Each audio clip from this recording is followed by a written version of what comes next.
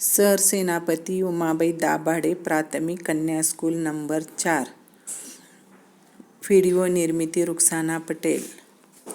विषय हिंदी, सुलभ भारती, कक्षा छठी।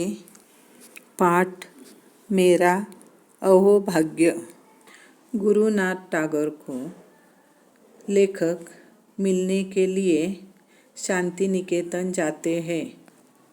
मध्याह्न के बाद गुरुदेव की भेंट हुई। करीब 4 बजे होंगे।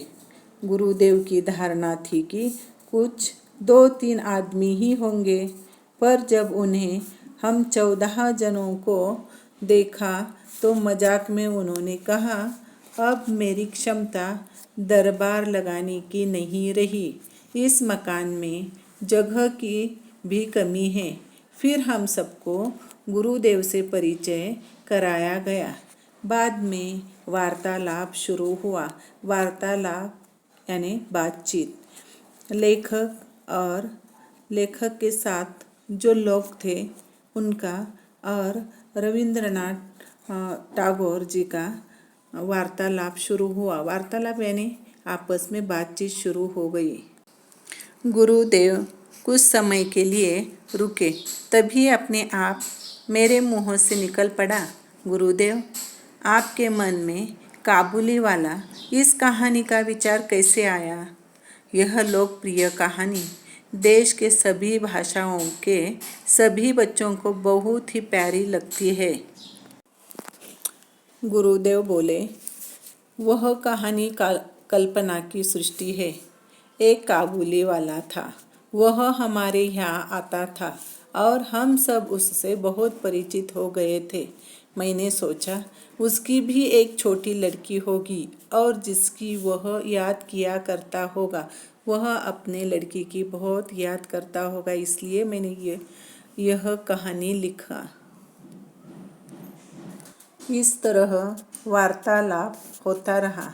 हम सबके लिए यह एक मानसिक खाद्य था। आश्चर्य की बात यह कि 15 मिनट के बजाय 40 मिनट हो चुके थे। अब गुरुदेव उठे, चल पड़े।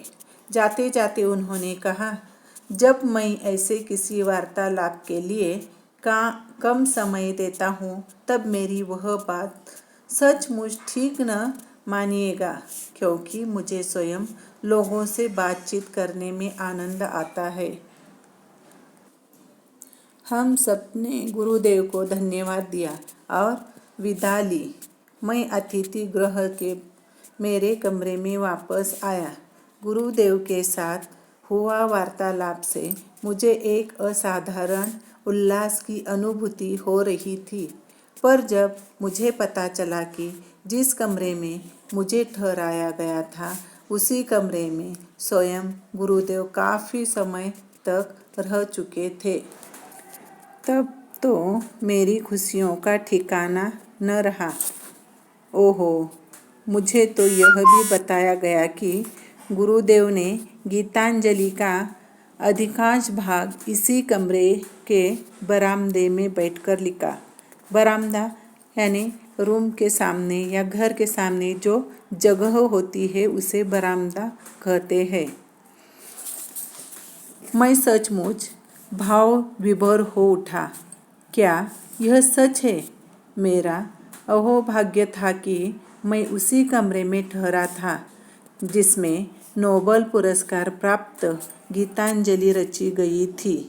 गीतांजलि साहित्य के लिए रविंद्रनाथ टैगोर जी को नोबेल पुरस्कार मिला था। उन्होंने गीतांजलि की रचना की थी। शब्द वाटिका, नए शब्द, संस्मरण, स्मरणीय घटना, उल्लासित, आनंदित, दल, समूह, सृष्टि, संसार, अनुभूति, स्वयं अनुभव, बकुल, मौलसिरी वृक्ष का नाम, मानसिक खाद्य, वैचारिक चर्चा, मध्याह्न, दोपहर, वार्तालाप, बातचीत, संसर्ग, संगति, सधन, घना, उपवन, उद्यान। पाठ समाप्त हुआ। धन्यवाद। आगे के वीडियो में हम पाठ के सवाल जवाब यानी स्वाध्याय देखेंगे। धन्यवाद।